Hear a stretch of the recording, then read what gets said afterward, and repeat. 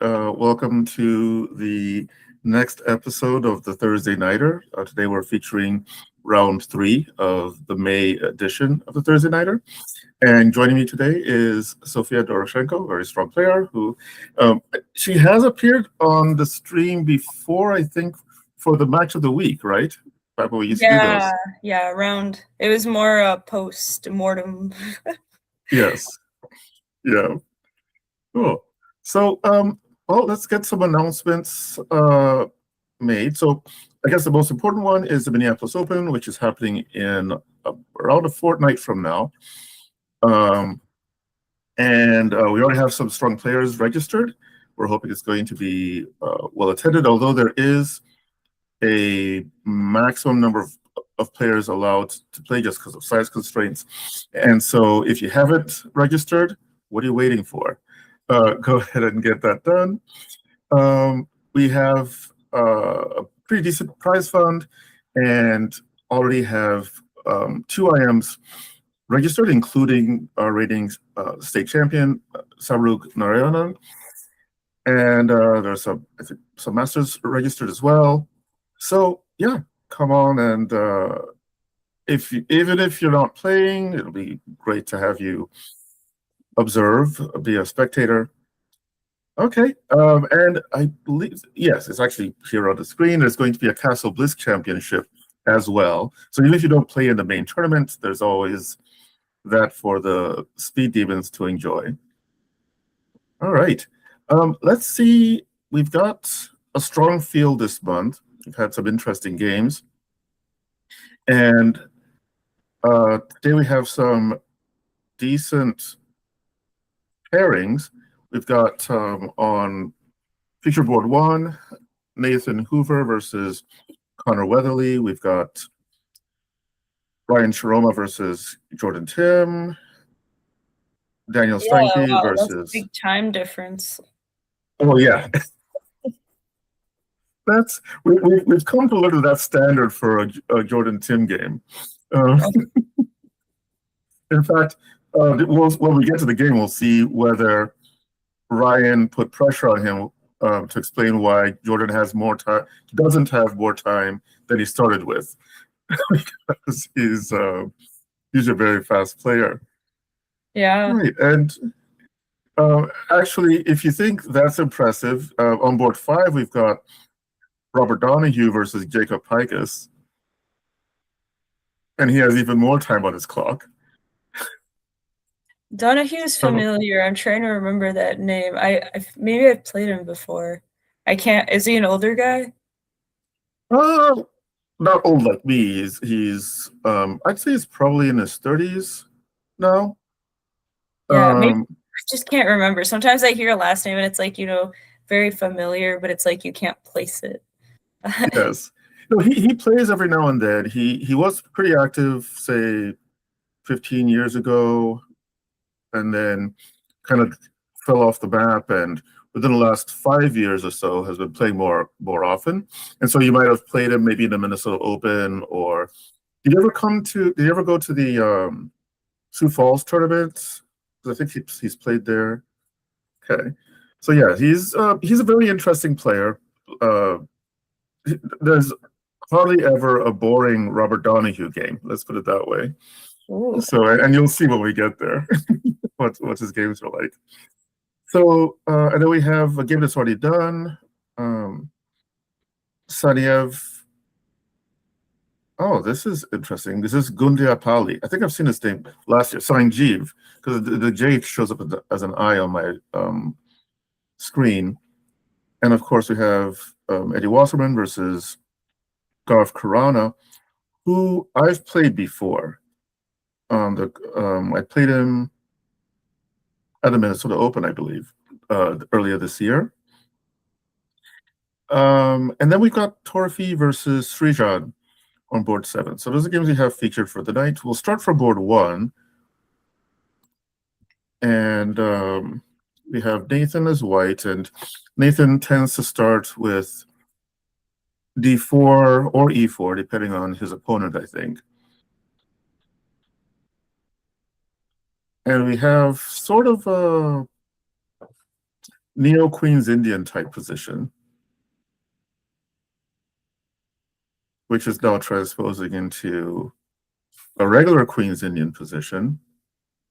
Yeah, I think definitely some development going on for lots of development for white. Black Yes. would be catching up. And it's interesting with Nathan's approach here, and I don't know whether it's influenced by his opponent, by who he's playing against, because at this point he could play queen takes d4. Yeah, because you don't want to trade off that bishop on g2 right away, right?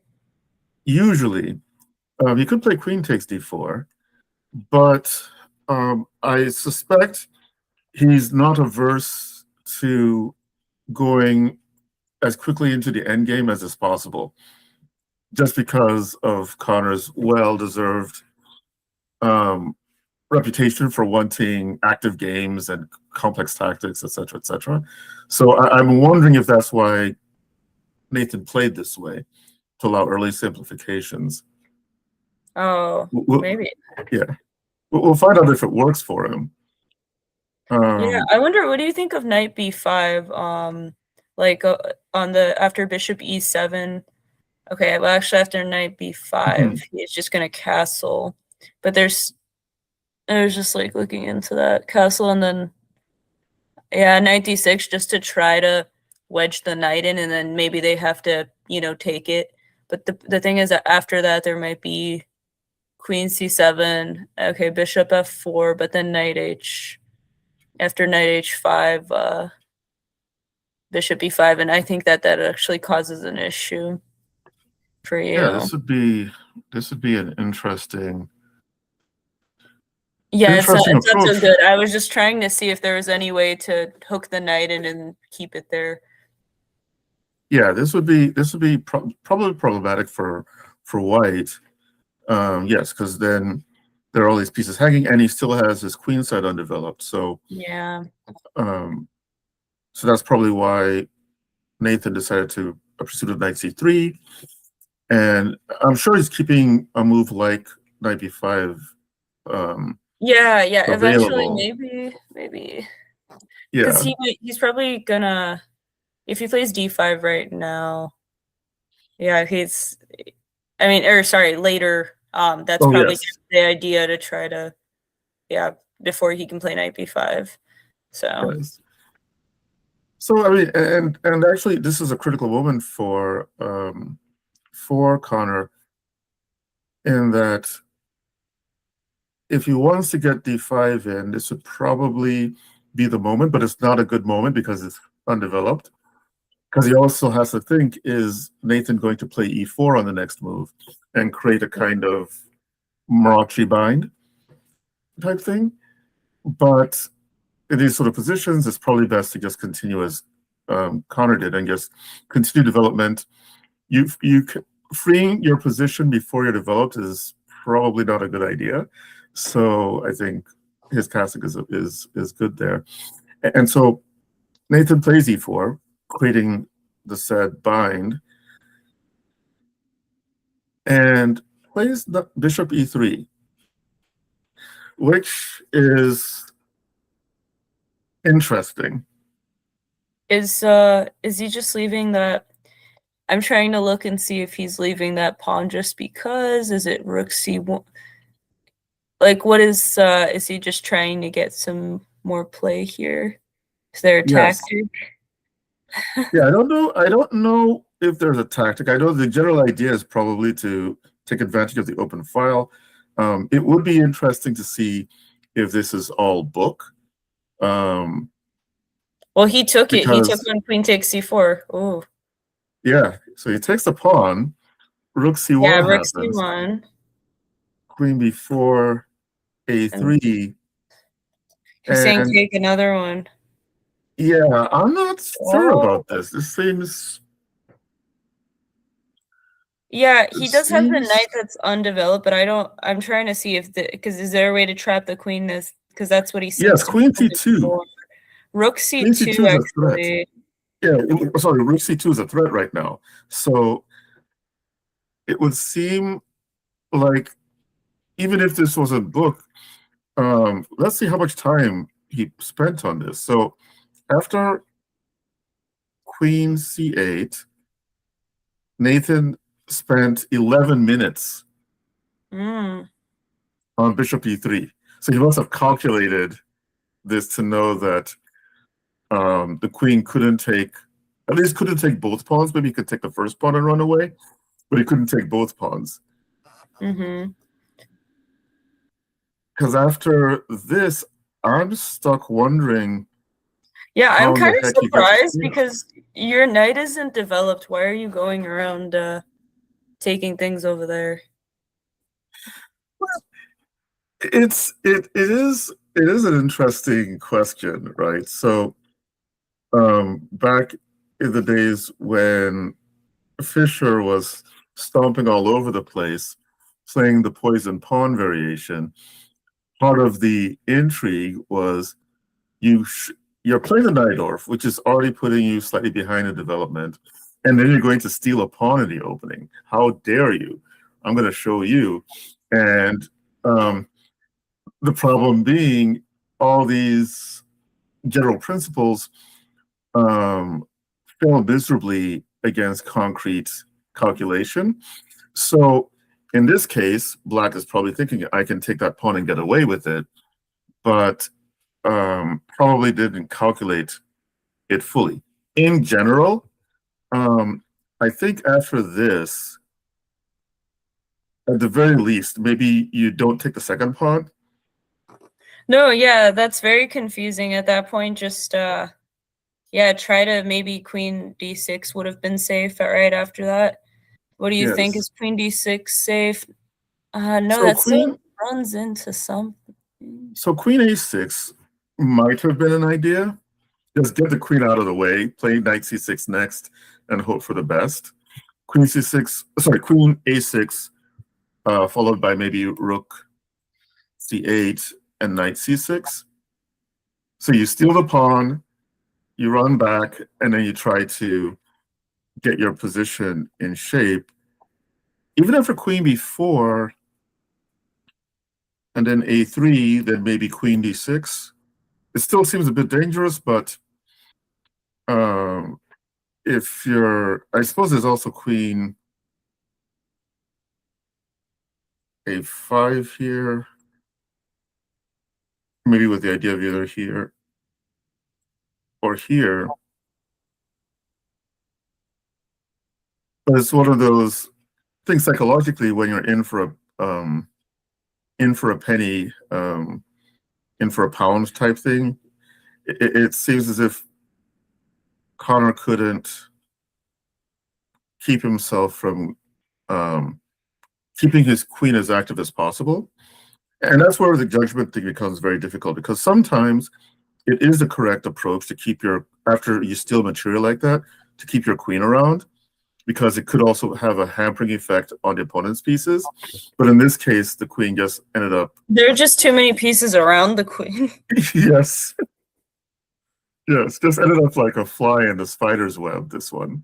So yeah, and do you see any way for the queen to get out? I think to save itself, maybe bishop takes A3, I suppose, right? It's Black to play.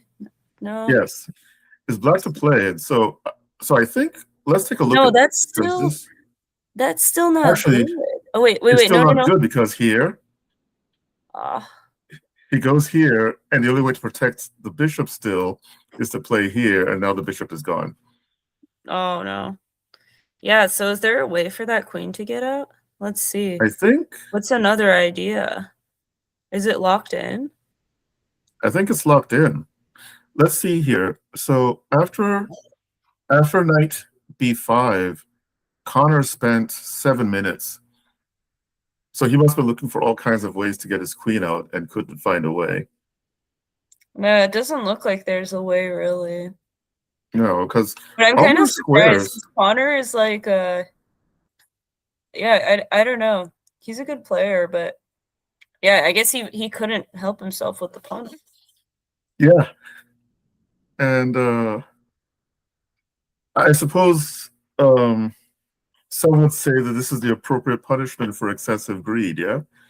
Um, I think here maybe yeah. After queen, if you're going to take the first pawn, you need to run away with the queen immediately because um, the second pawn here is just it just has that feel that something bad is going to happen. Um, I don't know. It's hard. And I'm speaking. I'm not throwing shade at Connor either because I've had my queen trapped running for nebulous pawns myself. So where his head is at. But yeah, after this, yeah. So she just felt the only thing she could do was find a way to sacrifice herself for the most she could get, and and now materially,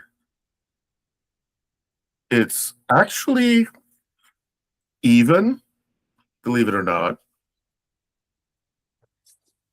Yeah, wow.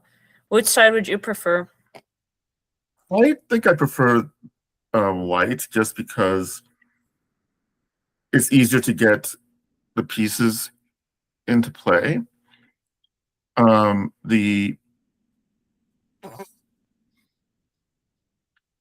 but if white doesn't play as actively as possible, um, the miners might start swarming. So I put a nod to white, but I don't think it's like completely winning at the moment.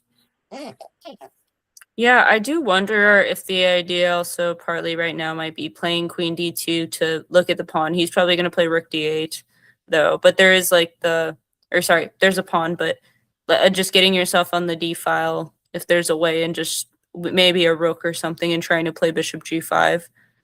That's just one Yes. threat though. That's one idea, but I think literally on the next move it wouldn't be worth it because he's about to play rook d8 and just develop. Just like, I Which guess, also, where are the weak points? Like f4, like what's the plan here for white, you know? He so doesn't want I to think take the pawn because rook b8. yes, yeah. So this guy isn't in danger yet. Um, and maybe yeah, maybe rook d8, maybe rook d1 might be a way to play it. Although the pawn is hanging at the moment, so the pawn wasn't hanging before because of this. But after knight c6, Connor is threatening to take the pawn, and as you mentioned, white probably can't safely take this one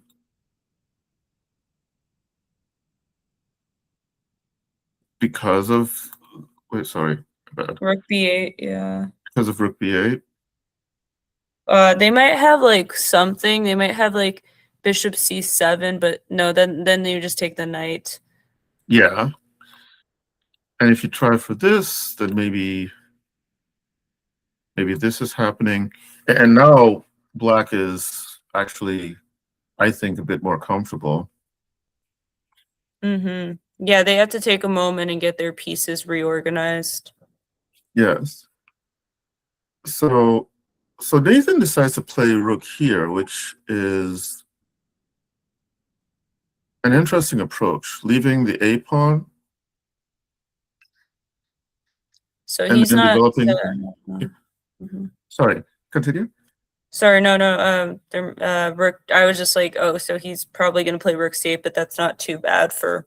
That's not an issue for white, as of now. No, it isn't. And more importantly, though, black is given the opportunity to gain a pawn.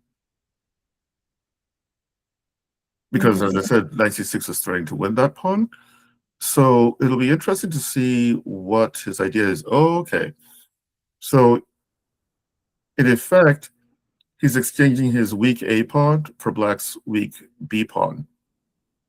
Because the b pawn has no way to. Yeah, there's no way to get a second defend one, or you can only get one defender on that. Yes.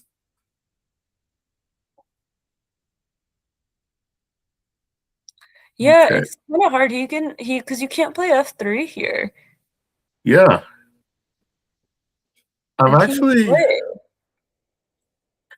he can play f3, just barely. So if you play Oh, because f3, sorry, rook b2, rook b2. You have rook b2 between. yes. Yep, and he plays rook b2. But it's still, I would need to get my king to h3 after that, I feel. Like the Yes. king needs No, to get out of that file. Or yes. sorry, So I think you could play f3. In fact, that's what Nathan played. You could play f3, and if he plays for rook a2, then rook a2, rook b2, and as soon as the coast is clear, you bring your king out of the way. Mm-hmm. All right. So Connor didn't want to play rook a2 because he didn't want to. He has no interest in exchanging off a pair of rooks, so instead he plays h6 to create some room for his king, and Nathan does the same. So now his king can go to g3. It actually has a few more squares available. Yeah.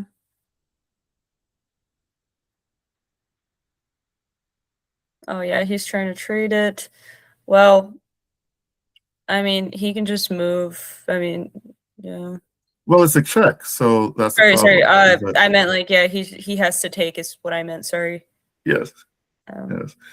So yeah, so he takes the rook, or exchanges a pair of rooks, sorry. And then after knight c6, queen a3, knight e8, and h4, the position is not clear. It's not clear to me. I think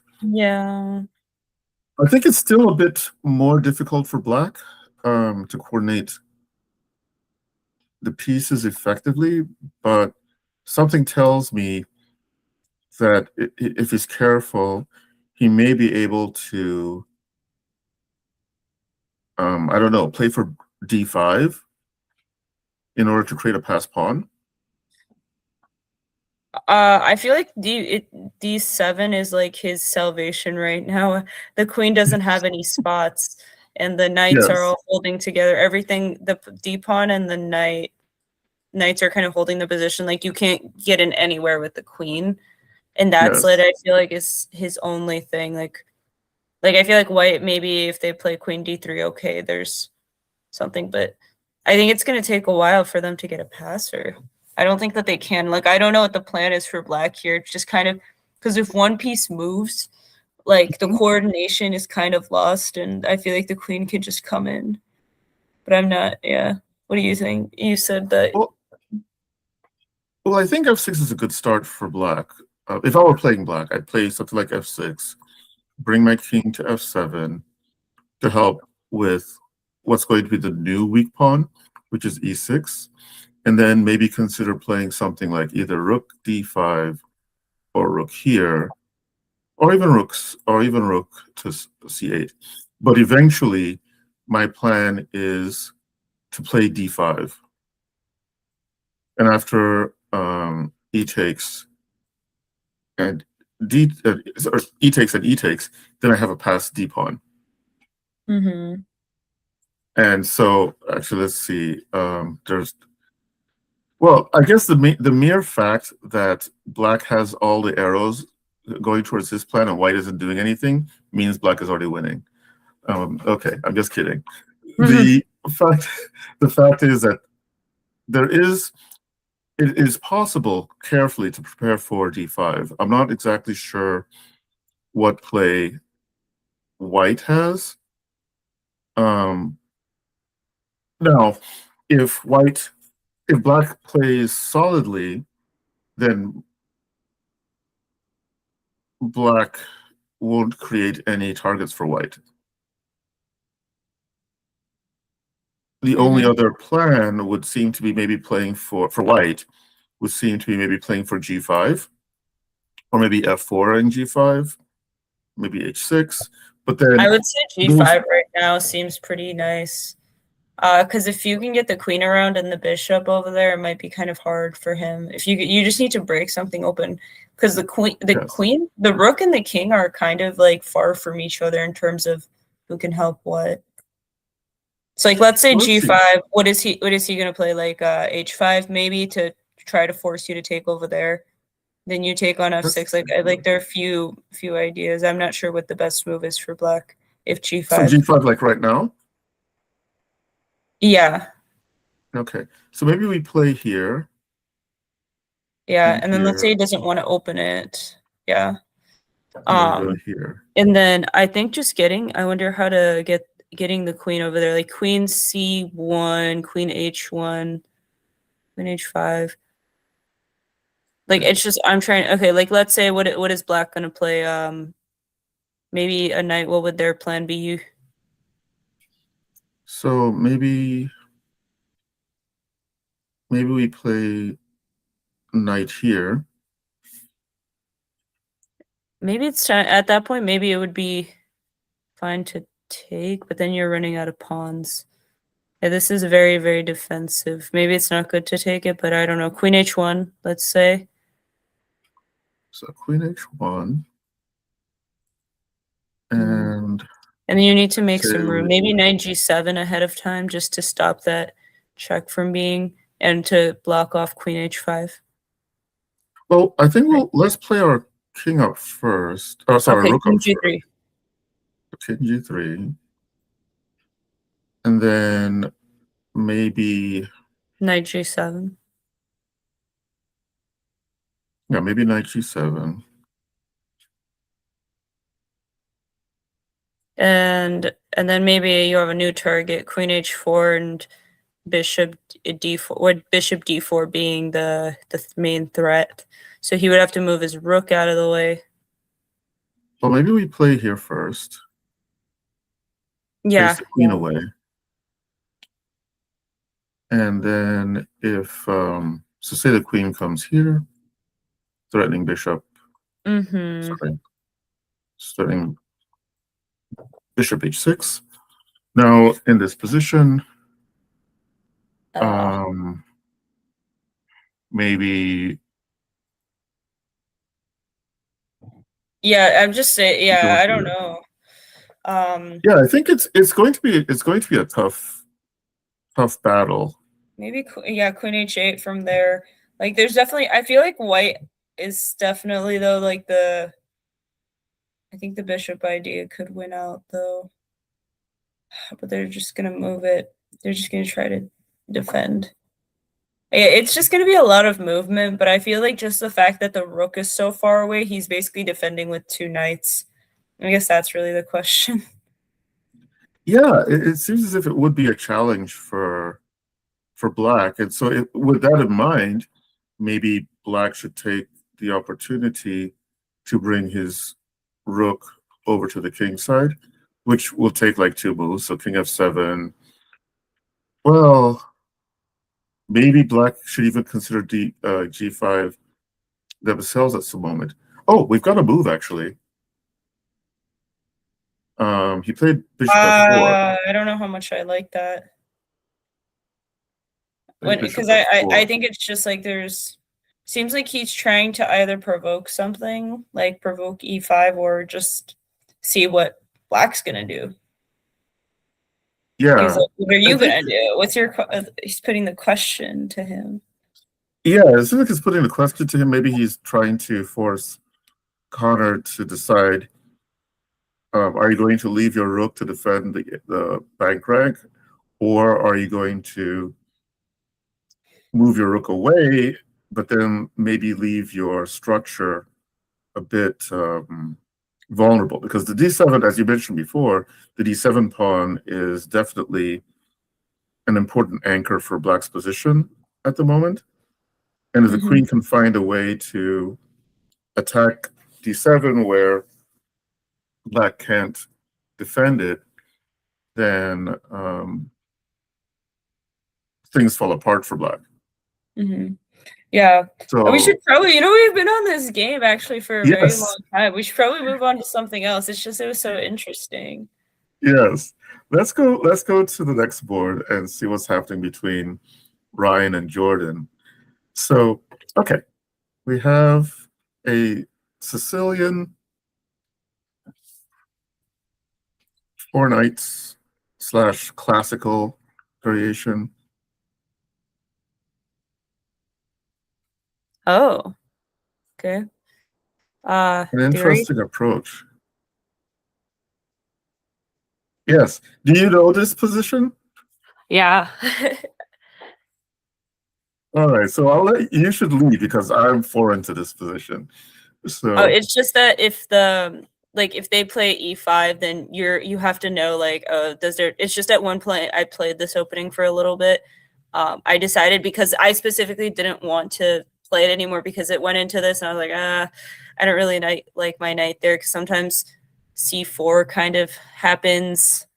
And it's just like a lot of theories, so that's why specifically. So I don't know the full line. okay. So unfortunately, yeah. But it's just like there are some variations where your knight just gets kicked around. Like, yeah, there's c4, like, and then I just don't like. I'm like, your knight is off to the side. You're like kind of shut up like this, like, right? It's like very closed position. I'm assuming, yeah, bishop d. Oh, is this good or is this a blunder? I need to. What is happening here? Bishop. Okay, so if bishop takes b4, what are they gonna do? Queen takes e5, threatening the knight on e4. Yeah, this is okay. And This then is if crazy bishop e2, this is hard. How are they going to defend that? They have to play queen. If they play queen f3, oh, they played queen d6. what? But after queen e4, What is this? Oh no! And king d2, this looks pretty nasty. Yeah, I wouldn't even care. Who cares about that? Even if you do get the rook, like I'm like, I don't know about that. Yeah, he has to give up the rook because mate is threatened on the move on e7. So he gives up the exchange right away. Let's And let's see. see. Yeah, this Yeah, is okay. Actually, he doesn't have any. Whoa. Threatening some definitely a check. So if bishop takes, rook takes. Yeah, now it doesn't look too bad now that they've traded everything off. I feel like we just watched like a tumble. I don't know. it seems to me. So if let's take stock at the moment, white has an exchange for 2 pawns, 3 pawns. So nominally, black is ahead in material, but his king is not casting for the next couple of moves. His bishop on c8 is not ready to dance, but his king is exposed. So it'll be interesting to see how this pans out because you can't go to that back rank. I wonder if he wasn't because now the other guy can just block with his queen. Well, he probably doesn't want to block with his queen. Check him.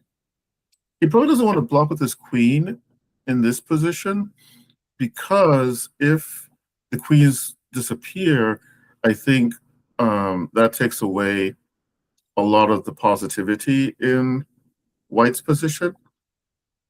Because once black is able to consolidate their position, those pawns are going to start to show up. So say, for example, queen c3, queen takes, king takes. Maybe he even plays king e7 instead of castling. Yeah, he's missing. So he's got the difference right now is that we're comparing 3 pawns to a minor. So right, Jordan has the minor and sorry, yeah. Jordan has a miner in 3 pawns. Yeah, 3 pawns for a rook, which doesn't. Yeah, I don't know. How do you feel about that? Well, he already has 2 passed pawns, which are connected and defended. And so if White is unable to activate his rooks really quickly in a way that forces weaknesses, Black may be able to start mobilizing his pawns, which happen to be in the center too. So that might be problematic. The rooks would need to find a way to penetrate into Black's position. If they're in front of those passed pawns, they're going to be leading miserable lives for rooks. So I think that's why Ryan didn't want to allow the exchange of queens there. By leaving the queen on board here, he's keeping Black from castling, which gives him time maybe to get his own pieces into play, his rooks into play before Black is fully developed. Problem is, Jordan doesn't like to hang around doing nothing. And so the problem for Ryan is that Jordan is going to get his pieces mobilized as quickly as possible. And so in spite of everything, time is of the essence in this position.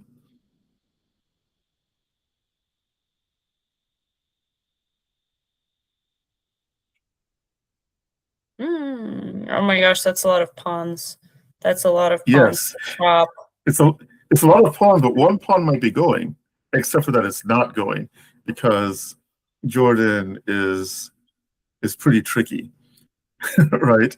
So he has to capture back with the D pawn, because otherwise, if he captures with this pawn, then the bishop and the rook disappear from the board. The problem for Ryan is that he can't capture on c6 right away. I gave away that move. He can't capture on c6 right away because of this. On the other hand, he can capture here because if pawn takes, then he ends up a rook ahead. Yeah.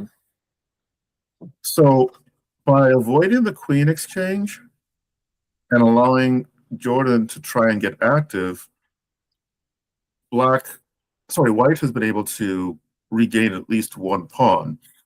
And so materially, they're now about even, and White's rooks are active. Well, Black's king is still in the center.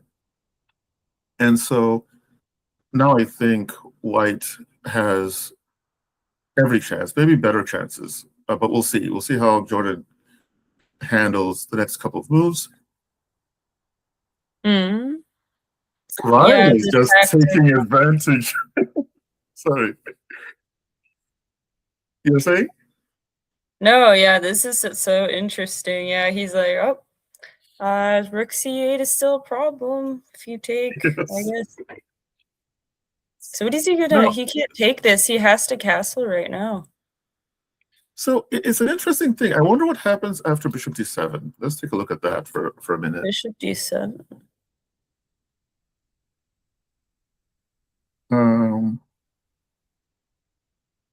So suppose.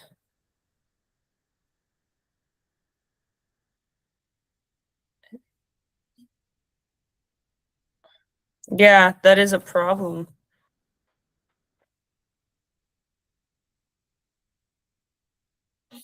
What is he gonna play? Rook e5.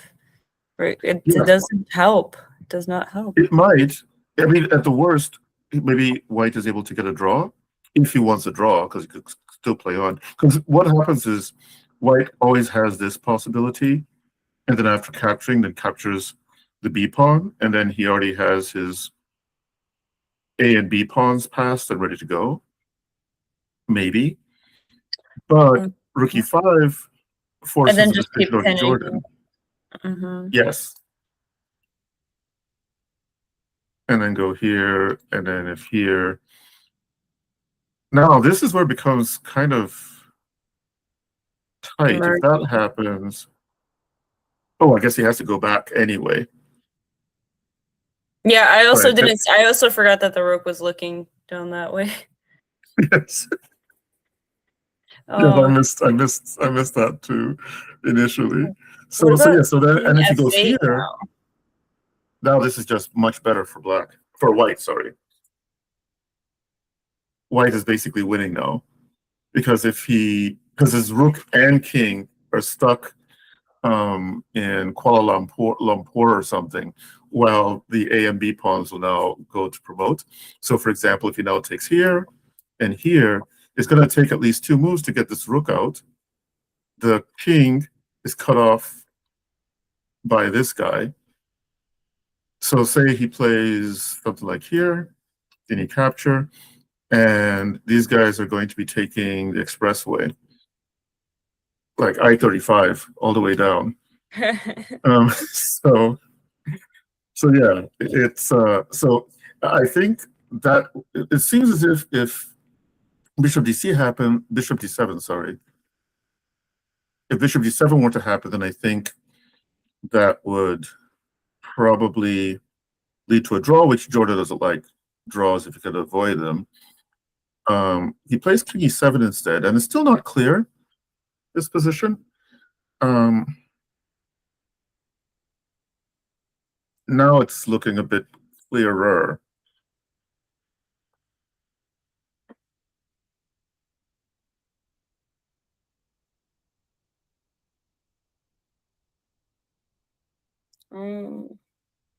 Yeah, this is going to... But it's still tricky because like the black pawns are not quite there, but they can also become a problem if he ever sacrifices something. I'm not sure. Yeah, I agree. This is still not clear. The main thing is two things. Can the B pawn promote cleanly?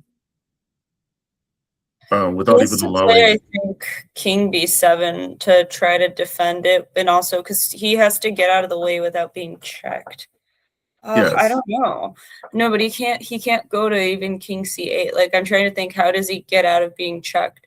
Because the next move is probably like if you play Rook B2, it's going to be a little hard to queen it. So let's experiment a little bit. So Rook B2, B5. Okay, let's say he pushes H5, maybe.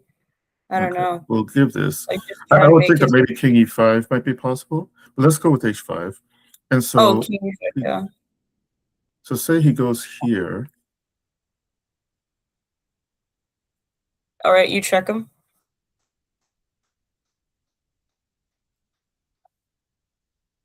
Okay, I suppose you've got a either like you said King E5 or H5. I'm just trying to think of like they just ignore, I'm just so curious how like the. Okay, so let's say H4, right? And so here we can now use Rook B6. We could now use our rook to play Rook A6. Another possibility would be to play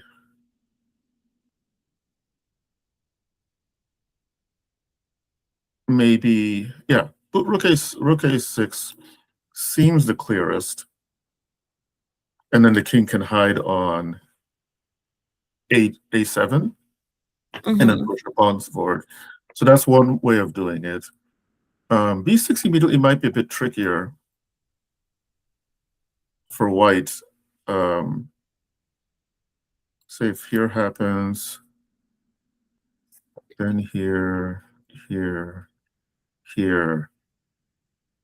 and okay, even in this position, he could probably play for Rook A7.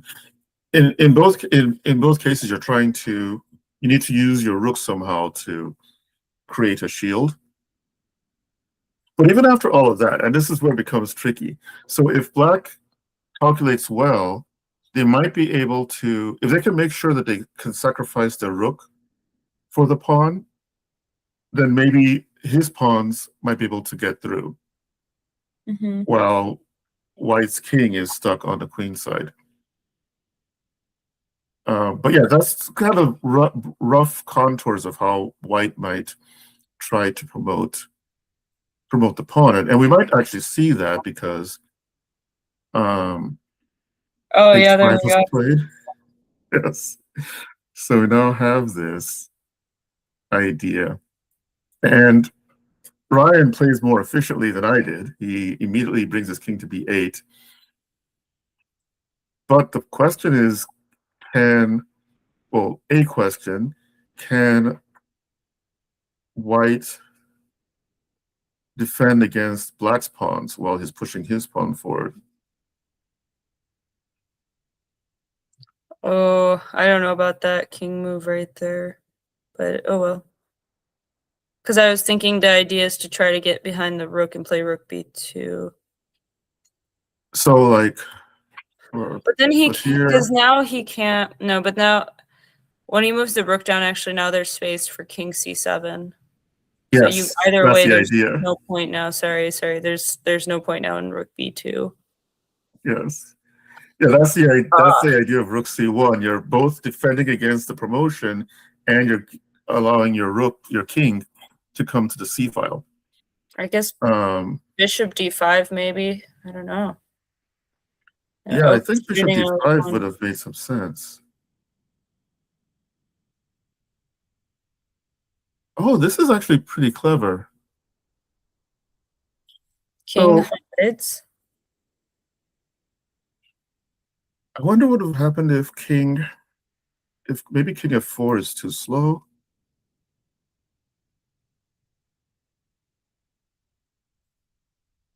Okay, rook d4, king g3, rook c3. I'm just like kind of looking and seeing if there's it's really close to being like but obviously sorry.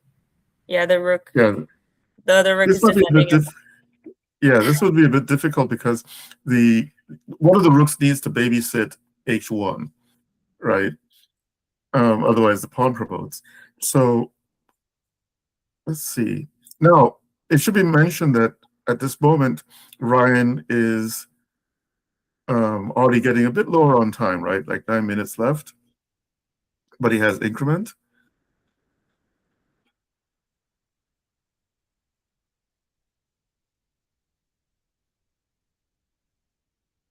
Yeah, he's really using the increment. Oh no, yeah. I don't know. I don't think it's gonna make it. Nope. I think. Wait.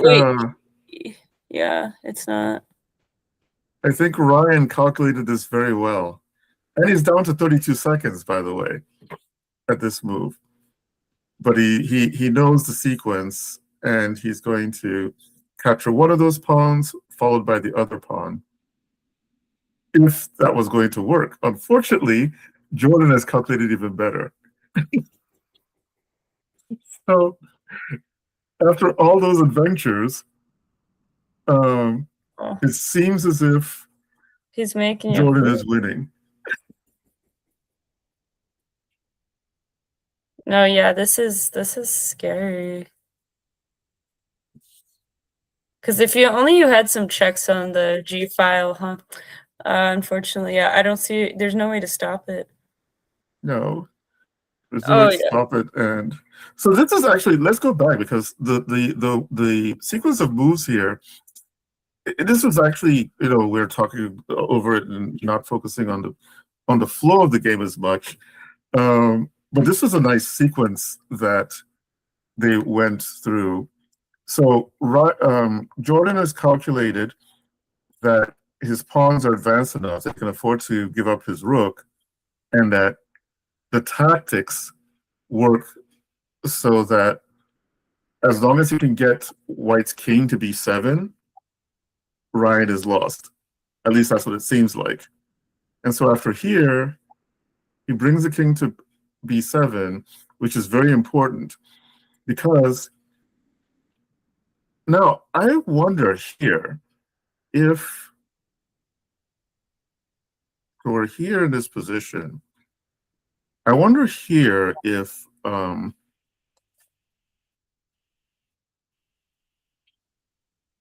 there's any improvement for white.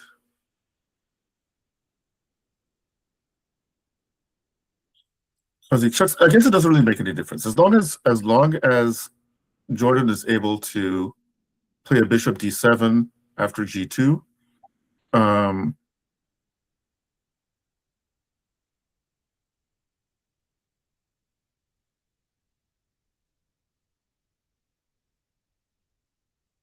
yeah, I guess that was a nice unbalanced game from beginning to end. Oh yeah. That All was right, crazy. nice. Yeah. Yeah, it was really good. Let's take a look at Daniel Steinke versus Ethan Hunt.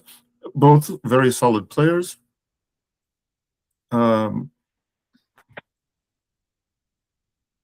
knights. Also, these aren't FIDE, right? These are USCF ratings on there. These are FIDE ratings. These are FIDE, okay. Yeah, there's because Ethan. That was like Jordan Tim, wasn't he like 2150 or something? No, Jordan Tim, I think he's gone to 23, I think, and I think he's like 22 something now. He's fallen a little bit, but yeah, Jordan is already high, like 2260 something like this. And Ethan he's a master. I think his ratings fallen a little bit to 2100s, so this is definitely FIDE rated. So we have the 4 knights Scotch variation.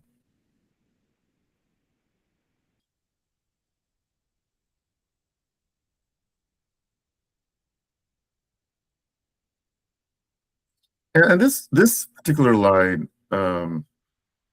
so at the moment I was thinking of playing the Scotch. In fact, I think I played in a thematic tournament some years ago with the Scotch on both sides of the board, and I was frustrated by this line from the black point of view because it seems as if white could always sort of force a draw. But typically that was with an early bishop g5, I think, before where white is able to double the f pawns. Here it's not so clear, but it's still a solid position. Ethan correctly seizes some space in the center, and white is compensating by bringing the pieces over to the king side, maybe with the hope of creating some sort of attack.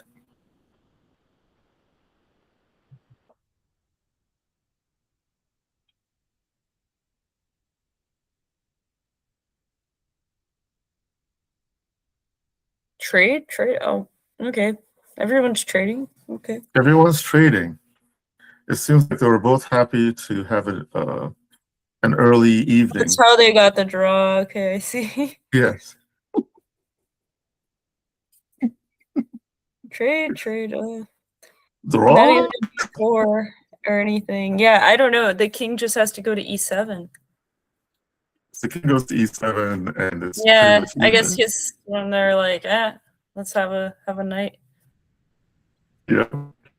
So, okay, that wasn't the most exciting game. Let's not have in the game between Sanjeev Gundlapalli.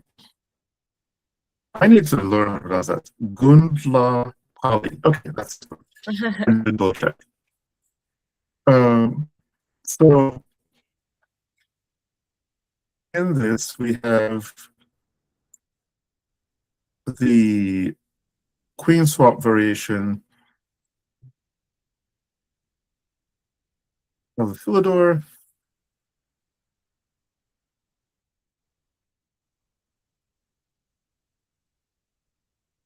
Which often ends up with these weird pawn structures. There's the one line where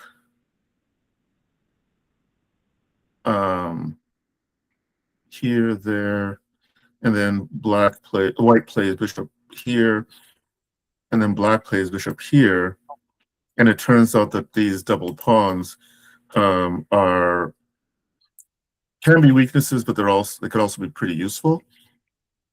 Mm. But David, I think we've seen him play this before, and he likes the c6, king c7 setup when he can get it. And then this is a different thing, and it makes some sense because if you remember the other line, we were looking at the possibility of white playing bishop c4. If he had played bishop c7, king c7 instead to escape the pin, then it's difficult to defend the f pawn. So he preemptively protects the f pawn by playing here. It's still a little uncomfortable, like a little bit. It's not like too bad though. It's uncomfortable enough that white is able to create an immediate imbalance, right? Black can't afford to play knight here because of knight here, losing a pawn for nothing.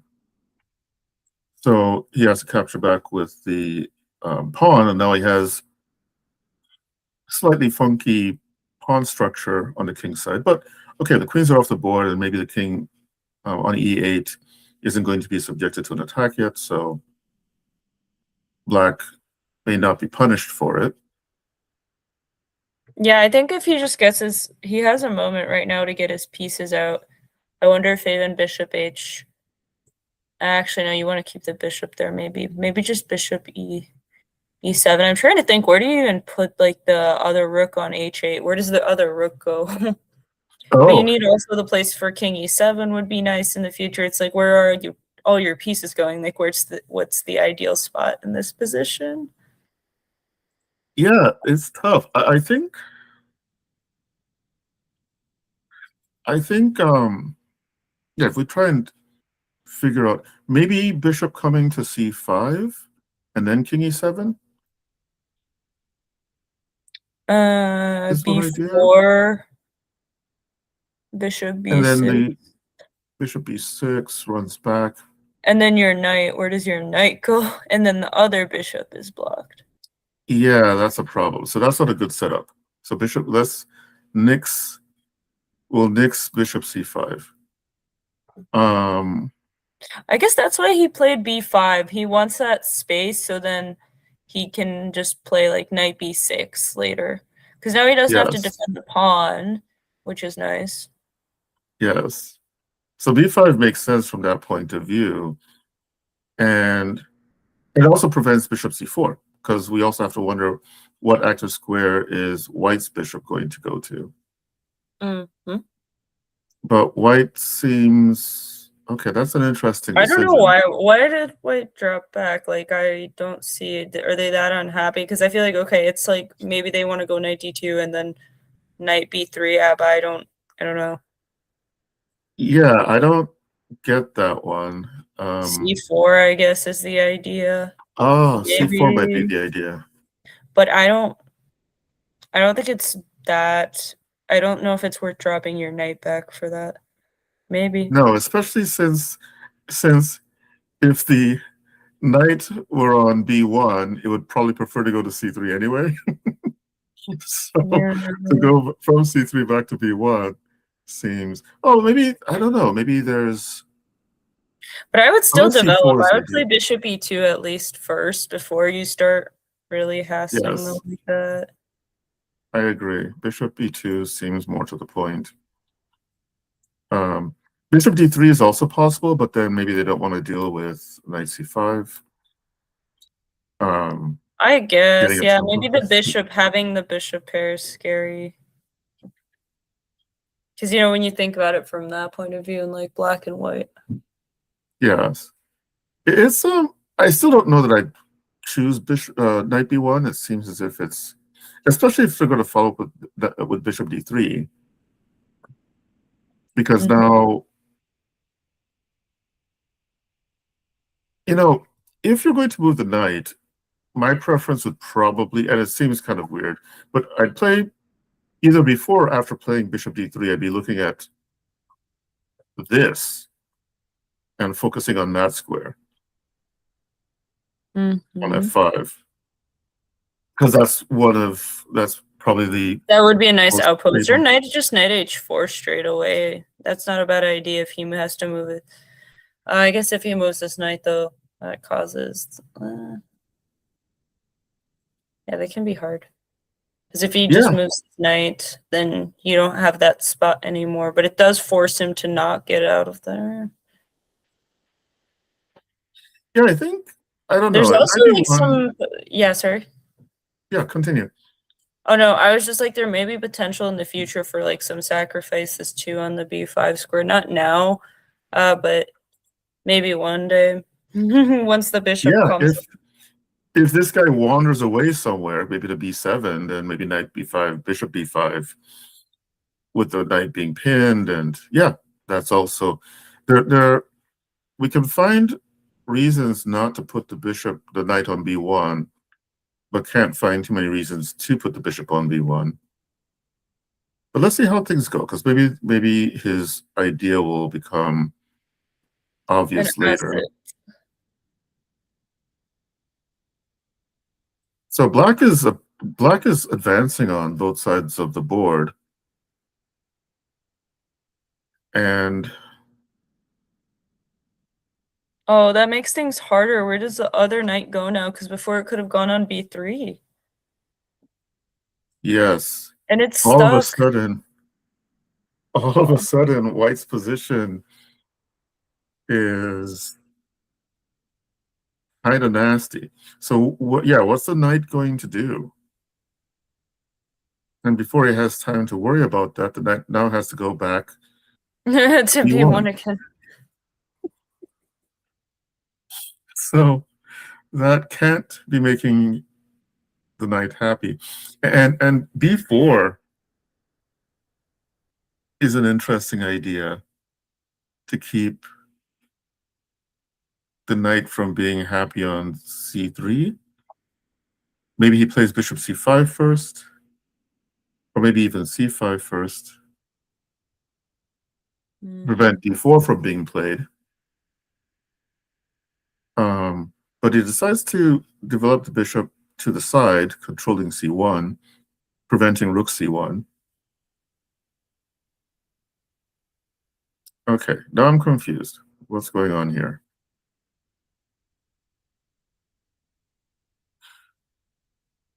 First of all, is it a trap?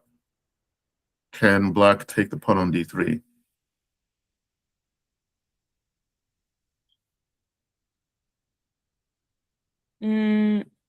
Doesn't it feels like they just can. There's no way to move the knight away. If you move the knight away, they will trade rooks, anything past that, nothing. Yeah.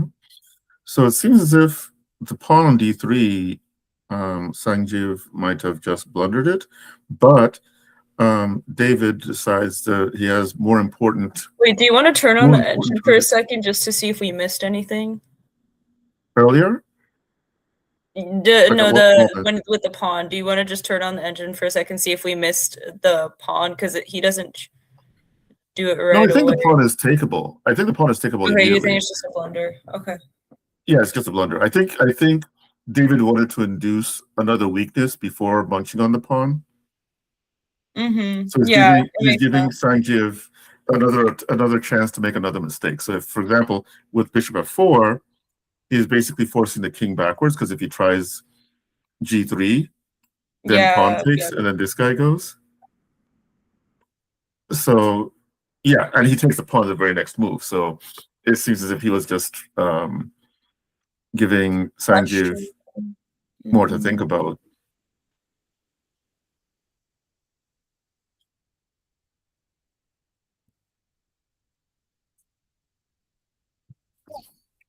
Oh, rook d2. That's not bad. This is rook c2. Why didn't you go rook d2? That would have been so nice. Because then he forces the bishop to... okay, rook to d2. Yeah, rook to d2. And now he's got... Oh, I'm so sorry. That is my fault. Now I blundered. Yeah, that makes sense. I just got excited because I was like, oh, there's some... I was looking for something on d6. There. Yeah. Yes. This is a tough position. This is a very tough position for for white. I don't know if they can keep everything together here. Oh, there's something being traded. So okay. But there's a sting at the end of the bee's tail. So if rook takes, bishop takes, he can't take the time for this because he loses this. Mm-hmm. So it's a threat to exchange of a pair of rooks. And because black's position is so much better, white really can't afford to exchange rooks in that position. So he runs away. But now black's position is so dominant, he can just bring the rook in, and now he's threatening. You can't move anything. Like you could only play maybe king g1. I don't know what you should do. There's no even knight h4. It's like you don't want to leave anything right now. Yeah, no, knight h4 I think is automatic disaster after this. Yeah. And then David's decision to control the c1 file, the c1 square, becomes very, very important. Mm-hmm. Because of course, if rook takes, then rook takes, which is approximately checkmate. It's actually checkmate. And then if knight f3 to defend the rook, then at least I think take, and then rook down. Yeah. So white's position is critical. And so he plays knight c3, which I think is best in order to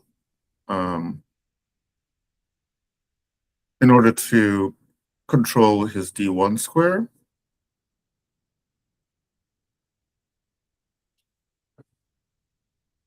Ouch.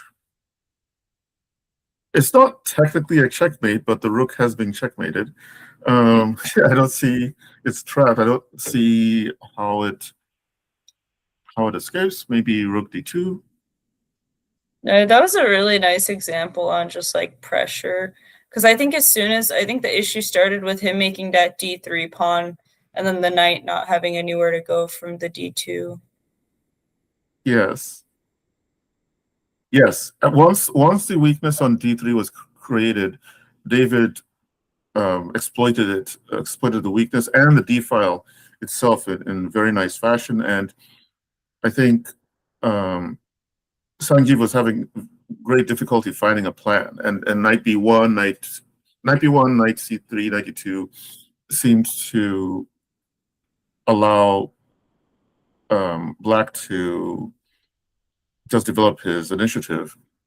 Mm-hmm. It turns out that in this position, after bishop takes rook, he can't play rook takes because of the same mate issue, which is why he plays g3 instead. But this forces the rooks off anyway, and the knight on b1 is going to go the very next move because it actually still doesn't have a safe square. So this is a nice game by David. Going back to the opening, going back I think you're right that the critical position was definitely. I mean, okay. First of all, knight b1 is not to be That's within. Yeah, I think that was just the issue. I think he had to take with the rook, or else it's just really well. I know it's just the fact that it's like the bishop on d3. So this is the thing: is what caused the problem was he decided he needed to develop the knight, but didn't take into consideration how weak the d3 pawn was. If he plays knight c3, then he has the option to capture back on d3 with the rook. But because he plays knight d2, now he has to capture back with the pawn, and that's where things went really bad for him.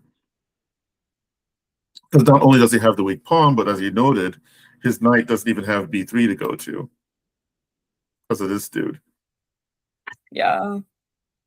So yeah, that was a good game for David, and I think this is one of the reasons why maybe going over games in the openings you play makes some sense. For Sanjeev next time, maybe he goes over a couple of games in that opening to have some ideas of the plans for White in that position, because it just felt like he wasn't sure where to put his pieces, especially that night, the Queen's night. Um, anyway, let's go on to the next game. So this is Robert Donahue. Robert almost always plays something unorthodox at some point in the game, and I remember a year or two ago, I was talking with him, and he was telling me that his theme was he would find some way to give up a rook, regardless of the position. He'll just find a way to give up a rook. And we'll see how he goes here. Well, already, not the most traditional move against the Sicilian, e5. On the other hand, Jacob Picus is more of a classical type. Well, he plays hyper-modern stuff as White, Reti, G3, that sort of thing, English. And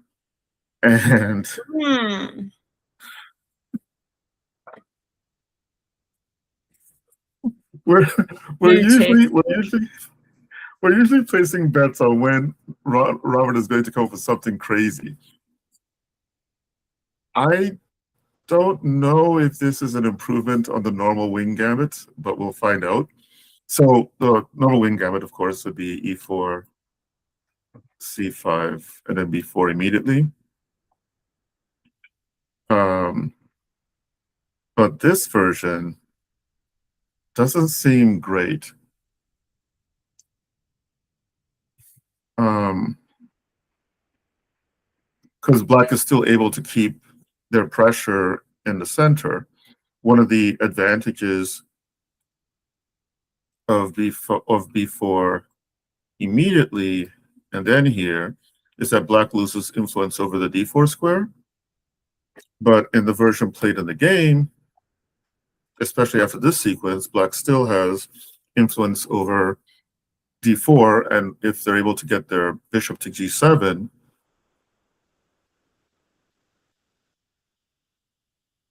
as happens in the game,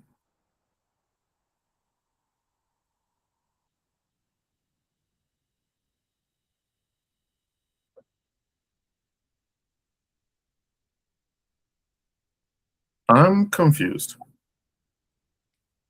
Yeah, I So wonder that's two if the pawns. pressure could have stayed on. Yeah, I mean, it's nice that he has the line open to the rook eventually, but I don't think it's gonna last if he's checked right now. Yeah, king h1 and then right back. Yeah, I'm now there is one small issue, which is the bit knight coming to there. What? And if queen d6, you take one of them. You take bishop e. What? Yeah, So I guess. his idea is to. So yeah, it's hard for Black actually, because if bishop takes b2, the queen just takes its place. But Black should still be able to hold down that knight after. The knight isn't really causing any trouble. I mean, even if he plays here, might be a thing. f6. Yeah. And then finish development, maybe king of 797. I mean, White has some compensation, but 3 pawns are 3 pawns. Mm-hmm.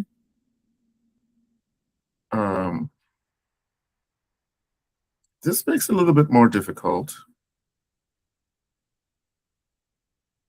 but should still be fine after queen of. Oh, there's even that. Mm. So he's 2 pawns up.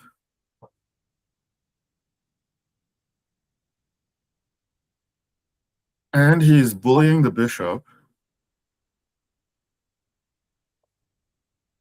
He doesn't even want the pawn offered. But he's not developed. Yeah, he has to get his pieces developed.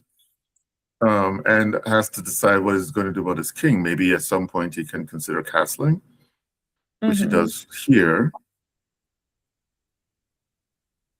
Now he takes the pawn because he's almost fully developed. How does this game end in a win for Robert? This is going to be okay. Well, he gives up. Oh, so quiz. Can the pawn on b5 be taken safely by white right now? No, I don't think so. There's too much of a line there from the bishop.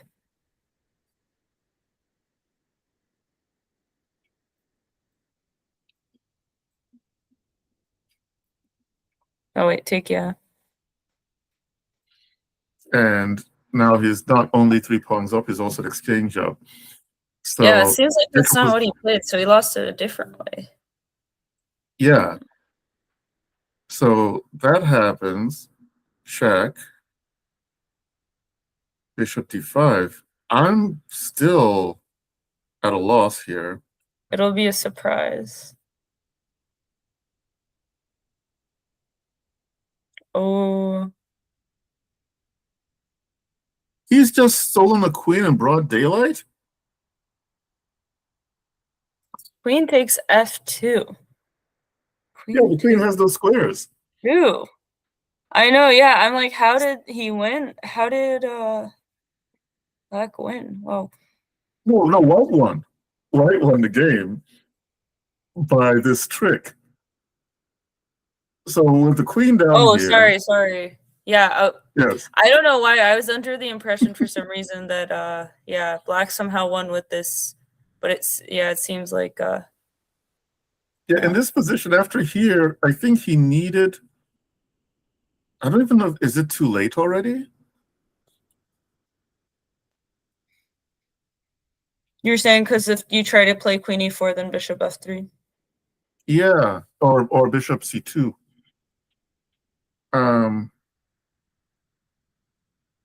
Maybe the queen just needs to run back to a5 right now, because after this check and king up, maybe now he has to run back. I suppose he could go queen e4, actually, right now. So if here, then there's even this.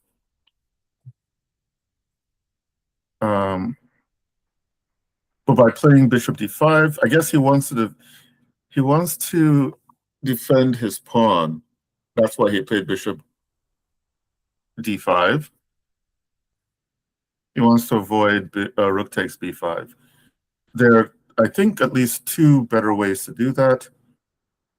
One is bishop c6, which has the advantage that it leaves the d5 square open for Black's queen if need be. And the other is queen a5. So here or here seems safer. But basically, and this is difficult because in the heat of the battle, it's often easy to do a quick scan to make sure all your pieces are safe. And by safe, not just whether they're being attacked, but if they have safe squares to go to. And so after bishop d5 and c3, at this moment, Jacob needed to be alert to the fact that his queen was likely running out of squares. And I don't know, at this point, it seems as if there's no escape. No, yeah, it's crazy. He gave up so many pawns. Yeah, still managed to get it. Yeah, because Jacob wasn't paying attention to his queen safety. And so, yeah, the queen just got trapped after bishop c2. So he has to give it up for the rook. And now Robert's actually slightly material up. Mm-hmm. So, oh, I thought he saw it. Oh, maybe it doesn't make any difference. So there's a tactic here which looks sweet, but probably doesn't work.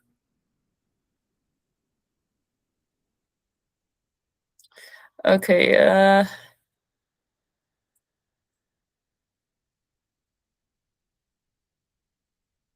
I mean, yeah, I'm trying to look at all the forcing moves. Rook takes h7 is not so great. Just like trying to break through. Oh, bishop g6. Oh, sorry. Yes. It looks nice and it looks inviting and enticing, but black isn't forced to play bad moves like this, allowing checkmate. Instead, they could play here. And you get pinned right back. Yep. So, which is like, those small things, they don't win the game, but they can help you avoid losing by falling into the, but you're trying to trap the person and they end up trapping you type of dealio, right? Oh, yeah, yeah. So we have to play like rook h4 to prepare, like to be able to play rook g4 after or something, but they would still, no, that'd still be bad though. I don't think you can make it work. Well, I think rook h4 probably is a better way of relieving the king, so maybe the king can come back to a bit more safe square than g3. Rook h2, I'm not so sure about, but he makes it work. Oh, this is interesting. King is coming up the board. But there's still that. He's trying really hard to make something happen. Yes. So, Robert is doing away with any pretense to subtlety. He's basically walking around like a caveman with his big staff in his hand. Tapping on the king's door. So, yeah, he's just putting everything into attacking the king's position.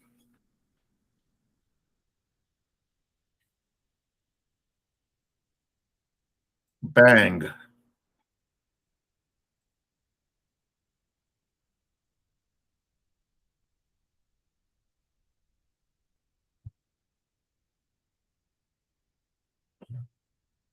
And yeah. So there's still some fighting to be done, but I think it's pretty much all over at this moment. If well, it depends. Maybe black can create a bit of a fortress. Although white has so many pawn levers that it seems unlikely he'll succeed.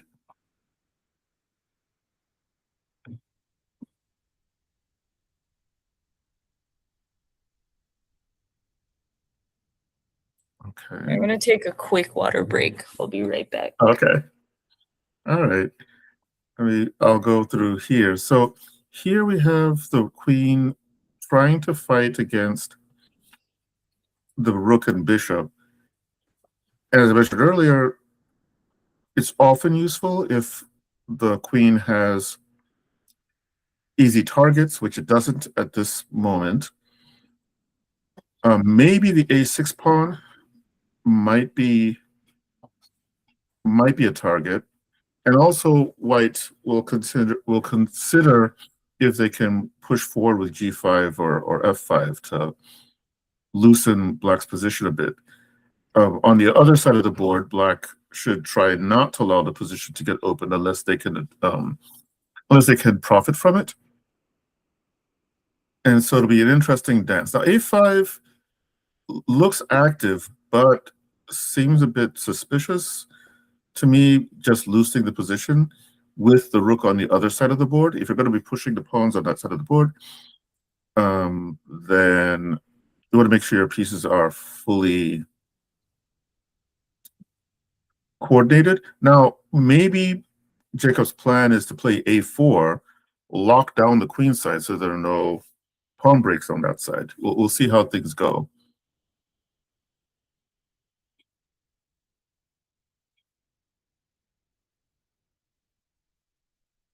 Interesting.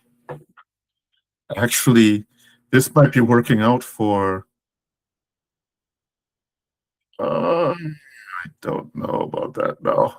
Yeah, it seems as if maybe.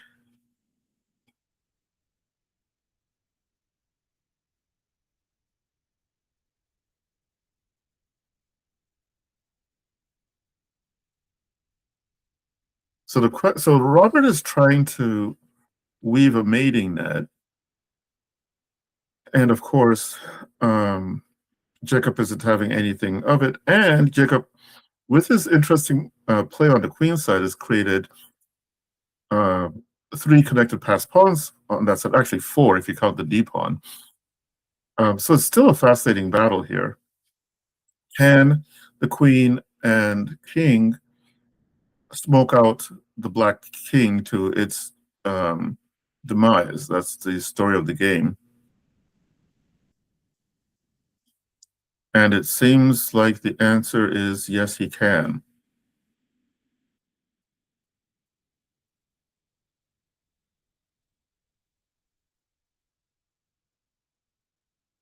And all of a sudden, it's all over. So the queen was able to outmaneuver the smaller pieces, and I think this is an instructive finish from Robert. Keep the king as active as possible, keep the queen as active as possible, try to combine moves to put those pieces in their best squares with threats, therefore not allowing the smaller pieces to coordinate in a successful manner. That said, Jacob did do a good job of creating play on the queen side, but his king, in doing so, he had to leave his king a bit unprotected and allowed the white royal family to start harassing him. That was an interesting one too. Let's see. We have Garv Karana versus Eddie Wasserman, and that one's still ongoing. Let's see how we got to where we are now. So starts off as a Queen's Indian 2 knights variation, which for a while was a system Fisher was playing. Queen e2. And for those who may not know, White would love for Black to play something like this. And then he has an early knight after knight d6. So, of course, Eddie's not going to fall for that. And exchanges on e4.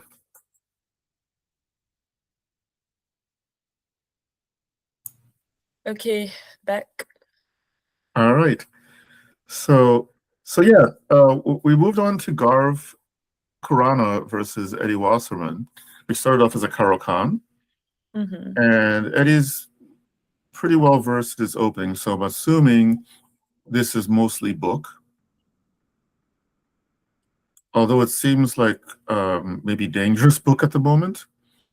Not sure how the bishop, maybe the bishop goes out to c2.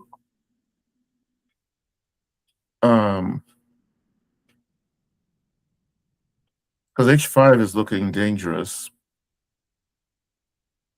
Ah, now he has the e4 square. And if f3 happens, then he still has c2 to run to.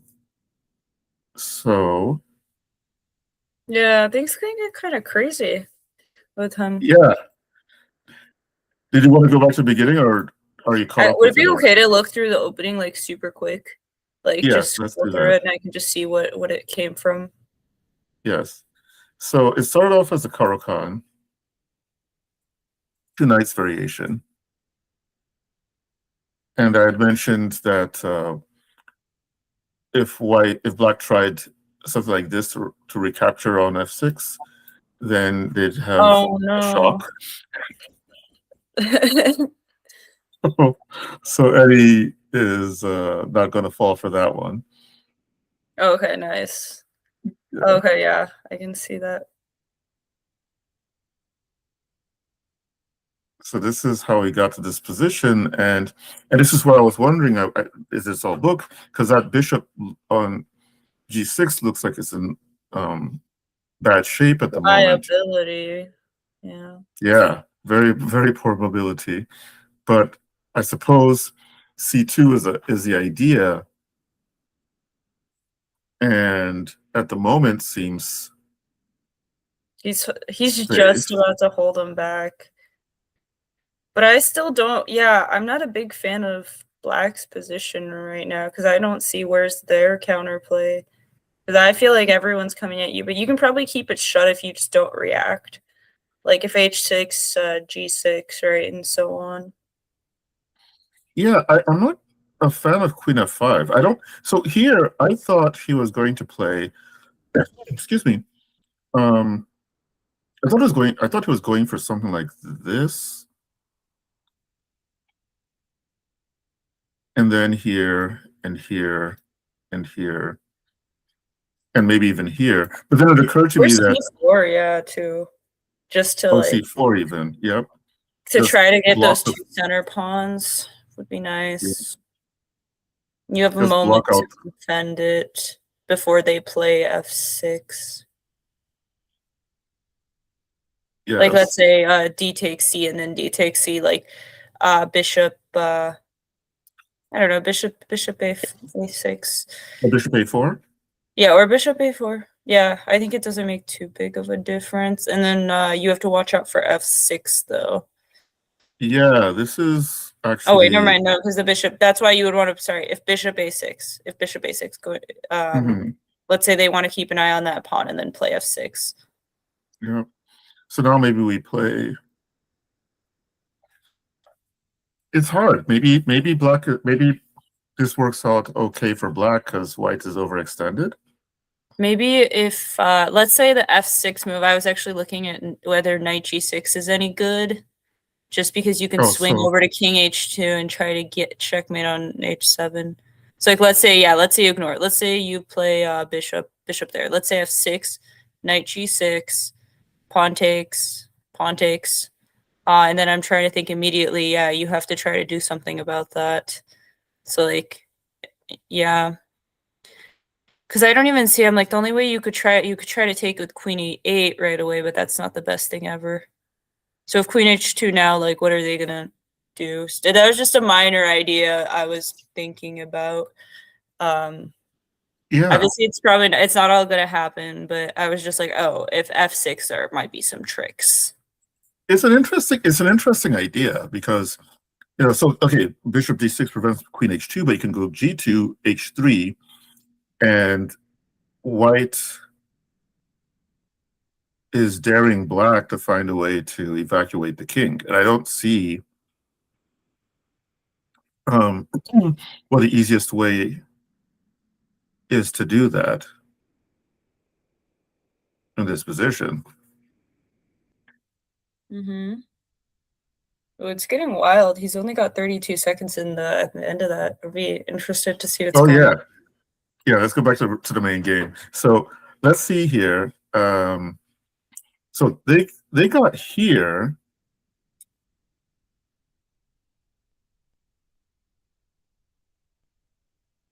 Oh, so Eddie's already a bit lower on time. This is move 21. He's got 60 minutes left, and he leaves his. He was not in book.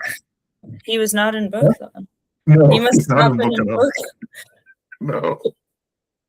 So the bishop's journey around the world reminded me of the Israelites through the desert or something. Just bang, bang, bang, try to find a way just to get to one spot on b5. And unfortunately, after queen c8, the bishop on e7 is underprotected. So then Garv has this tactic here, winning a pawn. And okay, all is not lost for black because it is bishop of opposite colors, and if it gets to an ending, then it might be more easily drawable, even if it's 2 pawns down. But there's still rooks on board, and if white can play in a way to create more weaknesses, then the bishop of opposite colors becomes a major advantage in a middle game for the person who's attacking. So Eddie correctly exchanges off a pair of rooks because, as I mentioned, if the rooks come off the board, then pure bishop and pawn ending is more easy to draw.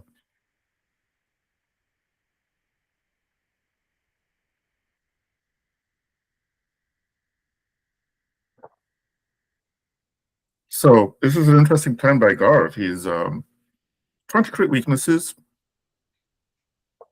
in Eddie's position,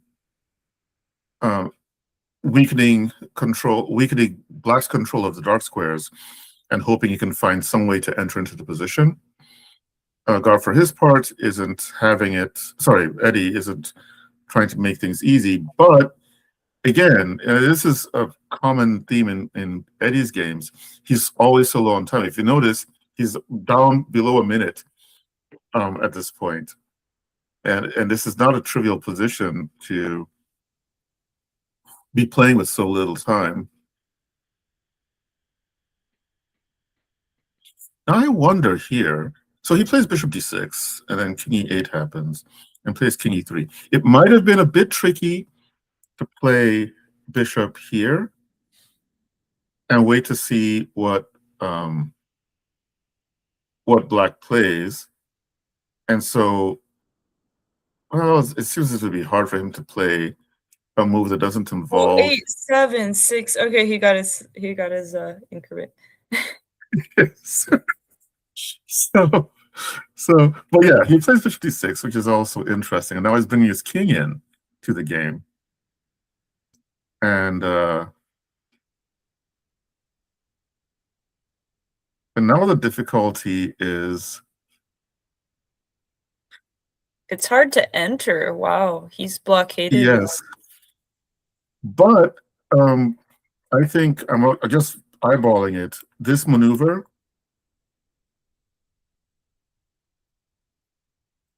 Yeah, you need some opening. Yes. And in fact, maybe he may not even need to bring his rook out. Sorry, let's go here. He may not even need to swing his rook over, but he does go for a plan similar to that. Yes. Okay, king rook h2. And he goes there, which is threatening an exchange sacrifice, which Eddie defends with king d7. I think he should go to the plan. Well, keep the plan of maybe he should even play b4 right now. Yeah, I mean, yeah, b5, rook on c2 to play c6. That could cause him some trouble. Like, that rook has to move away, and then your king can go and play g7 and try to take things over there. Like, you just need to get that rook away. Really? Yeah. Yeah, I think rook e5, it doesn't spoil anything. That's a good thing for white, is Garv isn't spoiling anything with rook e5 because black's position is so helpless. But still,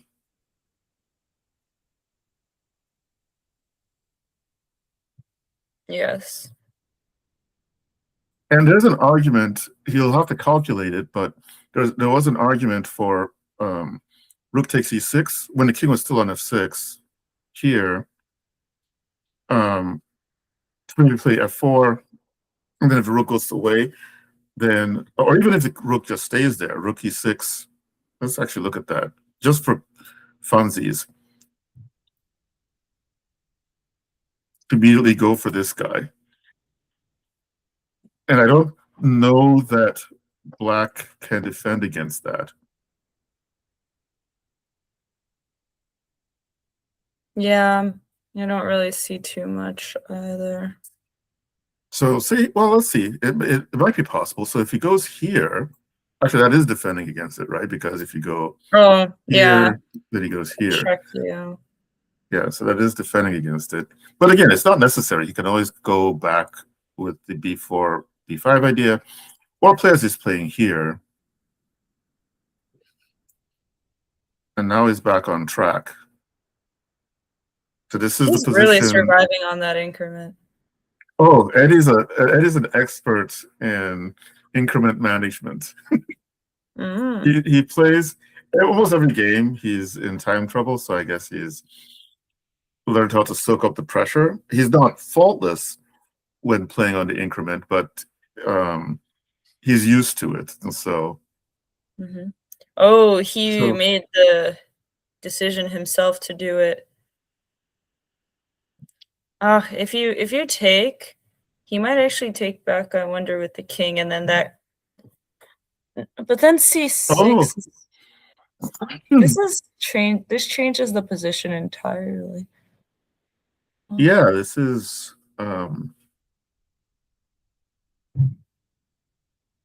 Let's see. How would we respond to this? Do we take on b5? Do we play rook? I think it might be harmless to take it. Yeah, like, or for white, it's not. It might not be, because if, okay, let's say b5 takes, pawn takes, rook a2, right? Let's say the rook gets to check you. Let's say they get to play rook a6. So king here, we're saying, right? No, sorry, a takes. A takes, okay. Yeah, and then rook a2. I'm not sure what could they play. Maybe I don't even know. King b7. Busted. If king b7, then he's losing the pawn immediately. Yeah. After rook here. And then just back. I'm just trying to get the check in. I just wanted to show, like, if king c6. Oh, okay.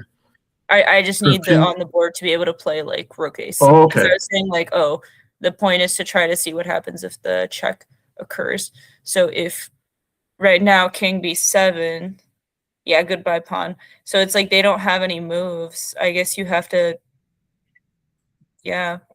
So if you take with you have to try to take with, if you take with the king, what's that look like? Take with the king, I think you go ahead. Rook c2. No. There are two possibilities. If you play rook, maybe you play king here to force the other rook to g8.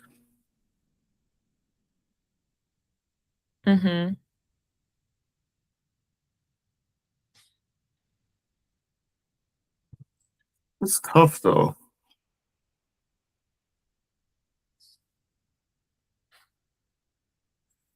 Or,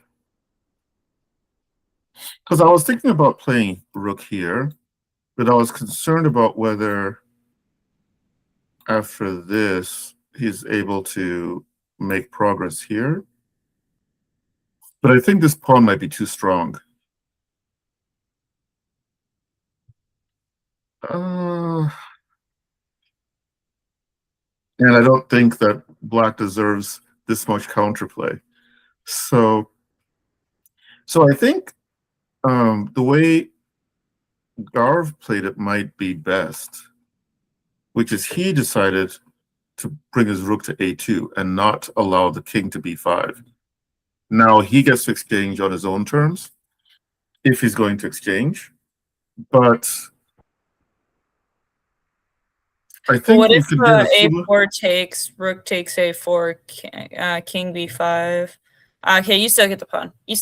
Sorry. Yeah. Yes, you still get the pawn, and maybe you're getting a tempo compared to, or maybe just transposes, actually. I think it does. Yeah, I guess transposes. So, but then another thing is, and this is like a practical tip, if your opponent is in time trouble, you should not enter the blitz lagoon with them, but you should try to maintain tension when you can, because it gives them more things that they have to calculate and more chances to go wrong. So by playing rook a2, he now leaves it up to Eddie to have to calculate these variations for himself. And Eddie chooses to go more time. Yes. Exactly. And so Eddie decides to go defend a6 ahead of time because he's calculated, okay, if a takes b5 now, I can play king takes, and then my rook is defending the pawn on a6. The problem is it now allows white to go threatening g7. And then all of a sudden it turns out that maybe the rook move was a waste of time. Mm-hmm. But this position is still not a sure thing. Oh yeah, we might have to come back to it in a second. Should we look at one more? Should we look at one more game? Yes. Let's go to Torfi versus Srijan. Well, what do you know? Another Caro-Kann, but this one's played a bit differently. This is now the exchange variation.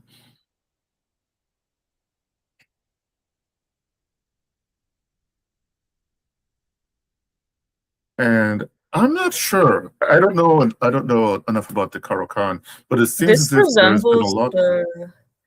Do you know when they play e6, d5, and I think it's a c5, like a Tarash, but it's like everything's traded. It feels like the same thing because it's the same issue. Yes, that. Okay. Yes, it does have a sort of similarity, and yes, it does. If you play the Taraj, you exchange your c5 for d4 really quickly. The difference might be white's e-pawn. Well, I guess if you do c and then you capture with the e-pawn, the e-pawn is usually on e4.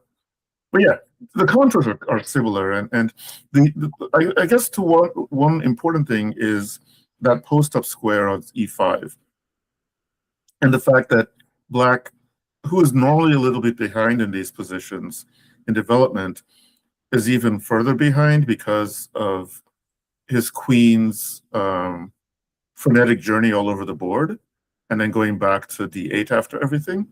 So yeah, now it just feels like Srijan has all of the disadvantages of the French and none of the advantages of the Caro-Kann. And for me, we should, if you don't mind, I want to go back to the opening to see why this was so. Because usually in the Caro-Kann, black is able to get his bishop outside the pawn chain. That's where things changed. Now, I don't know whether bishop f5 is good or not in this position, but that would have been his chance to get his bishop outside of the pawn chain before closing it in, which is supposed to be one of the advantages of the Caro-Kann compared to the French, where in the French you're playing e6 immediately, and then the bishop has to find some other way to develop. So, okay, that explains how we get to this French type position from a Caro-Kann. And yeah, after queen g4, forcing g6, and now if the king decides to take up residence in the castle position, it's already like Swiss cheese, and there's no dark square bishop. So this is not looking like a healthy position. Yeah, and they just did that. But you still have to get to the king. Yeah, well, he has. Now he's made it nice and easy, though. He just, that move, I don't know what all of that was. Yes. But I felt like he just needed to just... I don't know. He didn't need to play f5 like that. Like, there was nothing in there. But I guess he needs a place to put his light square bishop. Yeah, it is... If he could lean over to Torfi and whisper to him, "Can I get 3 moves in a row for free?" Then maybe he plays knight d6, bishop d7, and castle queenside. But I don't think Torfi would be that kind. So he has to find some way to, because otherwise bishop g7 is happening, at some moment, and maybe knight f5, knight g5 is happening. and it's hard to defend. In fact, I think that's Knight probably F5, his. that's true. Yes, that is very I think hard. that's probably his threat right now is knight g5. Yeah, I didn't see that.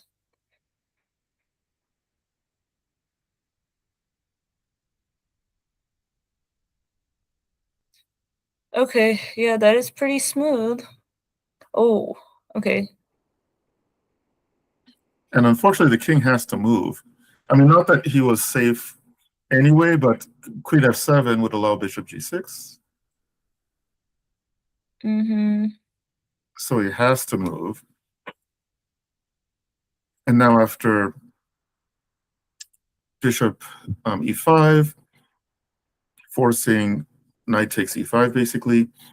And now things are just really ugly. Knight f7 can't be stopped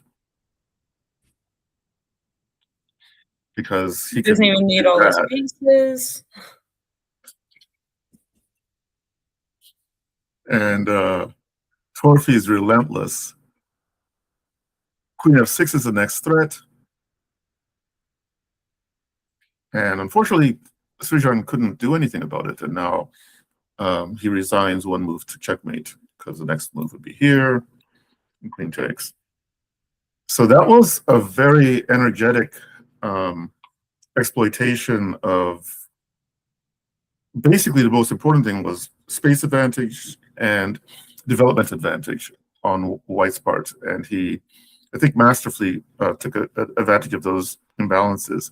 Let's see, did Eddie survive? Eddie finished. Let's see, yeah. No, he did not survive. So, Aw. so we left the game here. Check. Ah, that's how you get it done. So You trade and then you go after that pawn. Yes, and most of White's pawns are on dark squares, so White really can't attack them successfully. And because of the way Black's pawn structure is, there's no real way to defend this guy. And so, yeah, that was a really good game by Garv. Garv gave me I do believe I played him at the Minnesota Open this year, and he gave me a really hard time. So he's definitely not a pushover. Let's see. There's one last game, I think, and then we can close shop because I think we're already going a bit over. I'll go over this a bit quickly. Stop me if you. Another Karo Khan. I think that's the opening of the evening. Yeah. This is the Panov, yeah?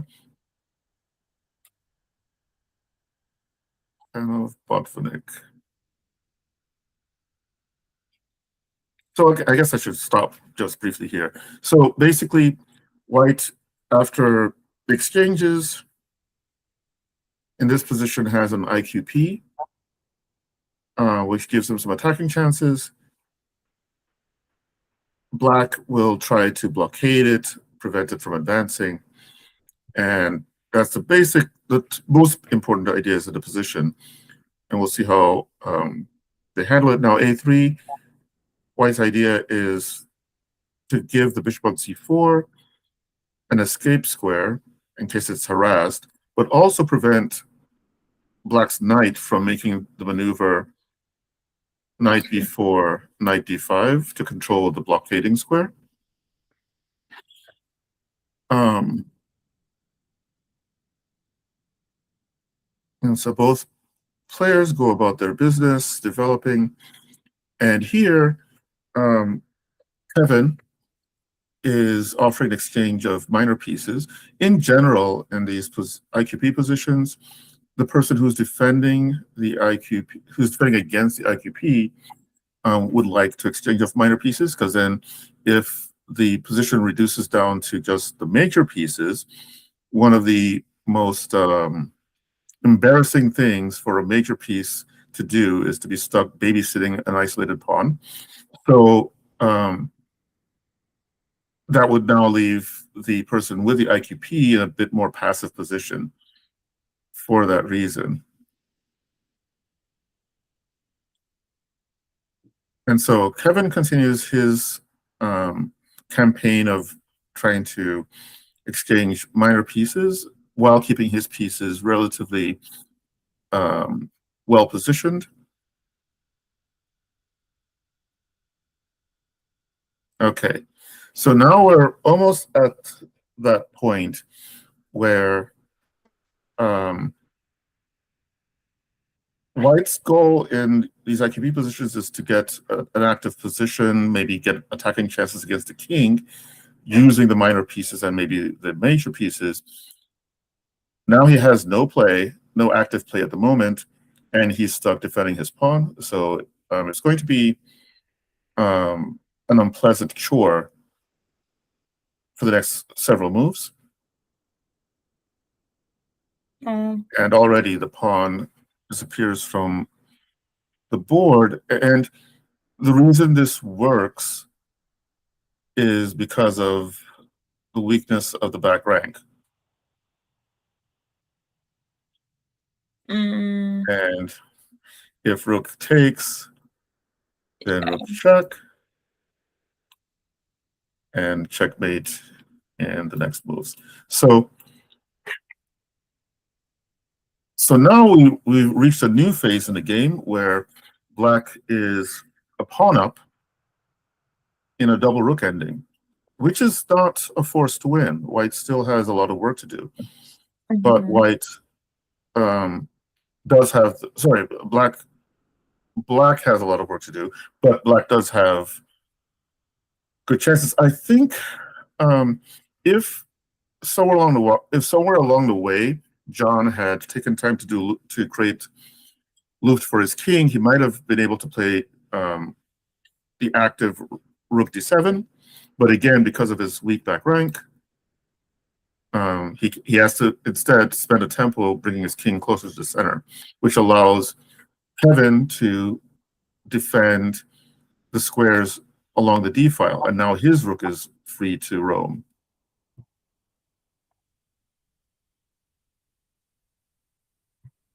And of course, black is improving the position of his king as well as moving his pawns forward. Having an extra pawn is useful or is nice, but making it a queen or some other piece is maybe even better. So that's what black is trying to focus on, creating a passed pawn.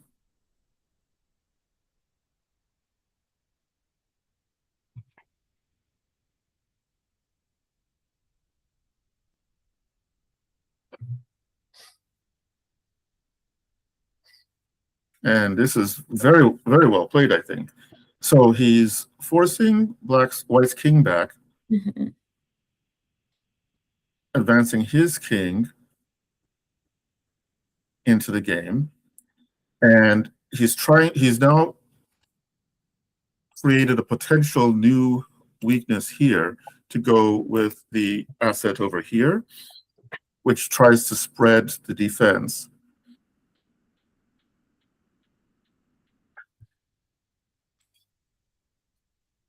Ooh. And now it's a bit over. So there might have been an argument here to cut off the white king with rook here. It's not necessary here, but just as a good habit, when you can cut off the enemy king from the action area, it's often worthwhile doing so. But here, I don't think it's going to be that big of a deal.